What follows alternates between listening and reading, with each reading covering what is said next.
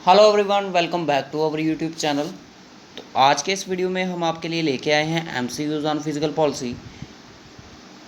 पिछली वीडियो में हमने अभी तक कवर किया है theoretical parts of physical policy for JKSSB finance account assistant के लिए। तो आई होप आपने हमारे दोनों लेक्चर देख लिए हों। नहीं देखे हैं तो लिंक आपको डिस्क्रिप्शन बॉक्स में मिल जाएंगे दोनों के, तो वहाँ पर आप विज़िट कर सकते हो। और इस वीडियो को एंड तक ज़रूर देखना अगर आप फाइनेंस अकाउंट असिस्टेंट की प्रिपरेशन कर रहे हो। इसमें हमने फाइनेंस अकाउंट असिस्टेंट के रिलेटेड हमने फिजिकल पॉलिसी के क्वेश्चन कुछ डिस्कशन किए हैं। तो चलिए वीडियो को आगे की ओर मूव करते हैं। तो चैनल पे जो भी न्यू है स्टूडेंट हैं तो चैनल को सब्सक्राइब करें, बेल आइकन को प्रेस करें ताकि आने वाली कोई भी न्यू वीडियो की अपडेट हो आप तक सबसे पहले पहुँचे।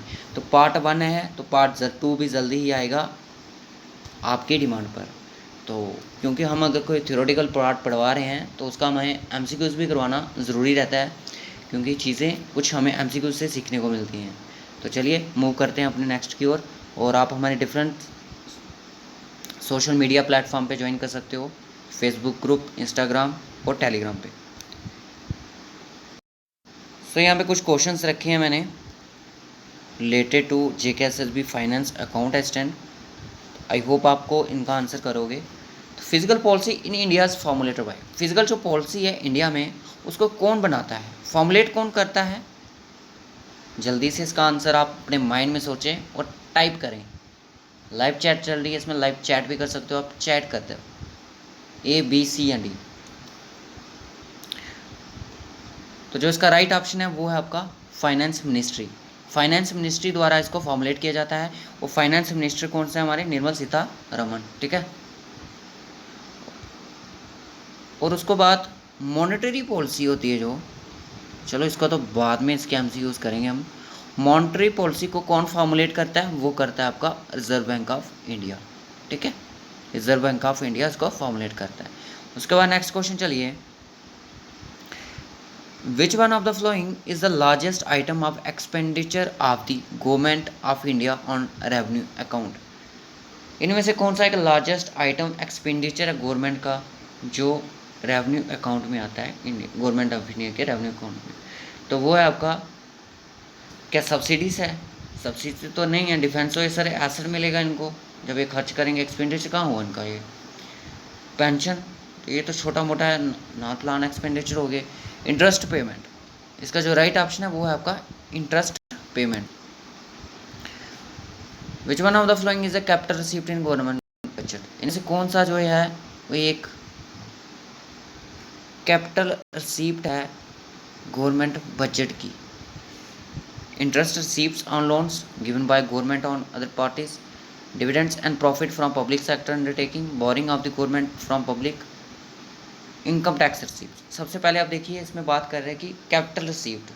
कैपिटल रिसीव्ड में क्या होता है आपका, जो आती है इनकम वगैरह। कैपिटल रिसीव्ड में होता क्या क्या है पहले ये बताओ सर। कैपिटल रिसीव्ड में आपका एक तो लोन रिकवरी होता है, दूसरा आपका डिसइन्वेस्टमेंट होता है, और बोरिंग होती है एंड, तो बोरिंग ही आपका राइट ऑप्शन है, ठीक है। कल मैंने पढ़ाया भी था या आपको, जो एक चार्ट था याद है आपको, इस तरह से था, चार्ट टाइप बनाया था मैंने, उसी में आपको ये चीज़ मिलेगी देखने को। उसके बाद बोलता है कि fiscal responsibility and budget management act was pass the keep check on the, ये जो एक्ट की बात कर रहे हैं ना, इसको बनाने का जो इनका मेन मुद्दा था वो था एक तो फिजिकल डिफिसिट को चेक करेंगे और ये रेवेन्यू डिफिसिट को चेक करेंगे, ठीक है। इसका जो राइट ऑप्शन सी था। Fiscal deficit is the union budget is equal to, fiscal क्या होता है? Union budget is equal to किसके बराबर होता है? ये होता है आपका सर किस चीज़ के होता है? जल्दी से कमेंट करो, ऑप्शन पढ़ो। Net increase in internal external borrowing, difference between current expenditure and current revenue, sum of monetise deficient and budgetary deficient, net increase in the union government borrowing from the reserve bank of India. Fiscal deficit है किसके, union budget किसके equal करता है इसको? जल्दी से इसका answer दें। इसका जो राइट ऑप्शन है net increase in internal and external borings, ठीक है। एक्सटर्नल और इंटरनल बोरिंग्स मैंने आपको बता दिए हैं, ठीक है ना, कौन कौन से होते हैं, डेप्ट कौन कौन से होते हैं। उसके बाद बात कर रहा है which of the following is a not component of revenue और रिसीव्स, इनमें से कौन सा जो है वो आपका एक रेवेन्यू रिसीप्ट नहीं है। तो कॉर्पोरेट टैक्सेस हैं सर, बिल्कुल है। प्रॉफिट है सर, बिल्कुल है। और डिसइन्वेस्टमेंट रिसीप्ट्स हैं सर, ये बिल्कुल भी नहीं है, ये कैपिटल रिसीप्ट्स में आता है, मैंने अभी बताया कैपिटल रिसीप्ट्स में आता है। उसके बाद है every year the economic service compiled by the, कौन करता है इकोनॉमिक सर्विस को, इकोनॉमिक सर्विस को कौन करता है एवरी ईयर इकोनॉमिक सर्वे को? Office of the economic adviser, central statistical office CSO, या फिर national sample survey organisation NSSO, department of economic affair, कौन करता है इसको? तो इसको करता है आपका डिपार्टमेंट ऑफ इकोनॉमिक अफेयर। इसको या इस तरह से देखिए आप इसको जल्दी से। अब फिजिकल डिफिशिएंट्स क्या होता है, बजट डिफिशिएंट्स क्या होता है, जितने भी डिफिशिएंट्स मैंने पढ़ाए थे आपको यहाँ पे आ चुके हैं, ठीक है। बजट नहीं पढ़ाया था ना मैंने डिफिशिएंट्स, कोई बात नहीं, आज पढ़ लेते हैं इसके बारे में। सर फिजिकल डिफिशिएंट्स तब होता है जब गवर्नमेंट का एक्सपेंडिचर इंक्रीज कर जाता है रेवेन्यू से उनके, तो यानी कि excess the total expenditure over the, नहीं इसका ये नहीं होगा।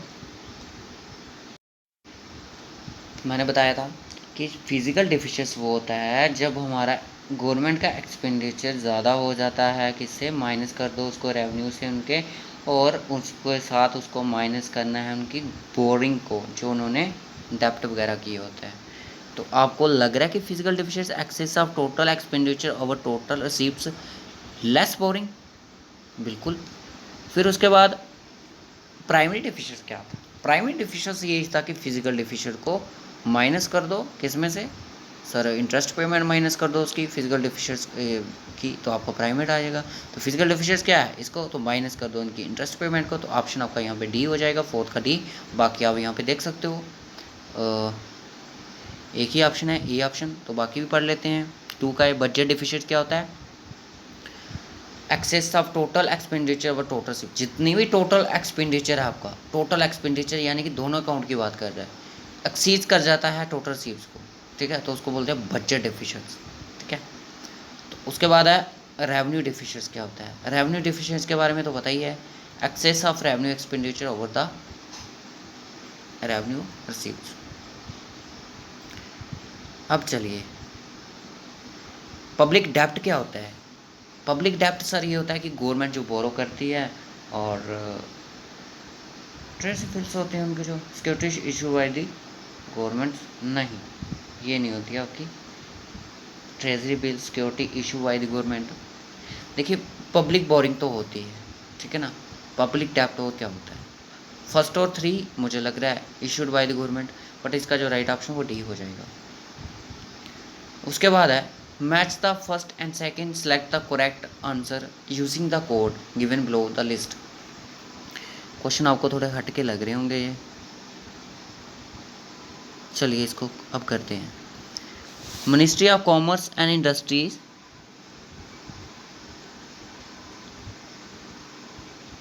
Ministry of commerce and industries ये आपको पता है किसके साथ डील करती है? ये आपकी करती है होल प्राइस इंडेक्स के साथ।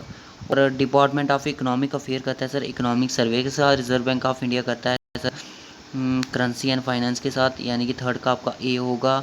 और आपका ministry of commerce sir whole price होगा।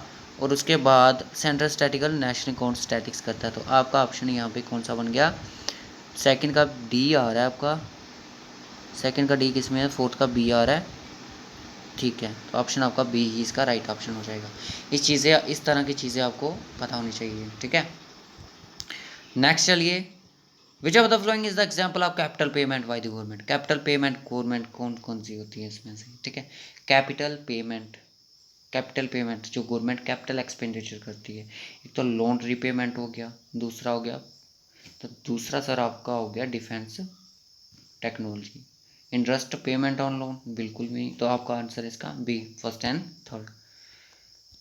तो अब तक का हमारा लास्ट क्वेश्चन है, which one of the following developments can occur in economy due to the deficient financing? इनमें से किसके कारण क्या क्या